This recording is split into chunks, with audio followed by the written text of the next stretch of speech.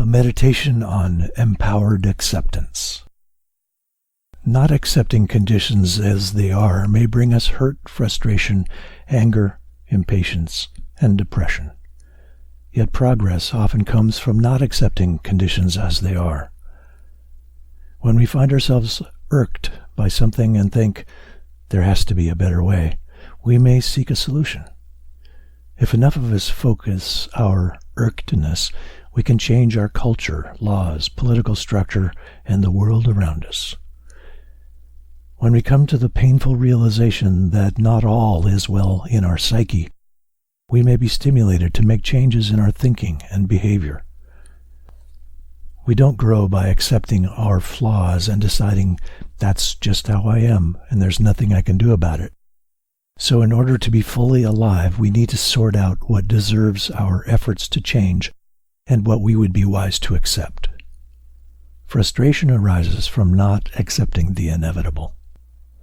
Acceptance in the form of powerless resignation breeds unhappiness. When we nurture thoughts that we are puny victims of circumstances, we grow weaker. Acceptance of abuse or other forms of evil diminish our humanity. Another mode of acceptance, though, one of empowerment, allows us to settle deeper into stillness and equanimity. When we sit in meditation, we may be practicing this empowered acceptance. If we don't scratch the itch, but accept it as a sensation to be observed, we gain power over it, and we find that it goes away on its own. When we don't swat the fly that persists in landing on us, we may come to recognize an aspect of the power that our aversions hold over us. When we stop resisting pain, but relax into it, we may find our energy restored and flowing.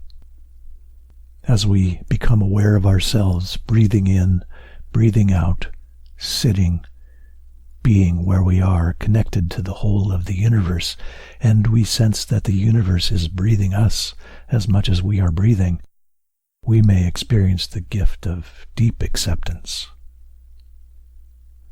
As we explore our way of acceptance, we may find that when we stop trying to change our loved ones against their wills, they are more open to our suggestions.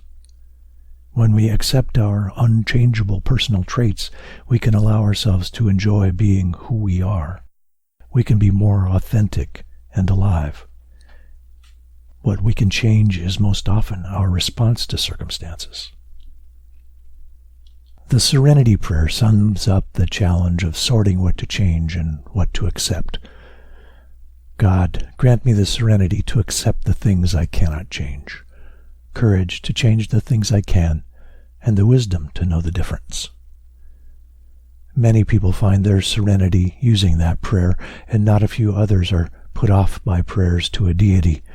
For them, perhaps a simple set of affirmations could serve the same purpose. I accept what I cannot change. I change what I can and ought to change. I draw on wisdom to know the difference. We could also remind ourselves of our intention to embrace acceptance with a mantra repeated over and over, such as, I accept this moment. I accept this pain. I accept this emotion. I accept this decision. I accept this condition I cannot change. Acceptance of what is does not require complacency or mere resignation, for what is in this moment may not be what is in the next.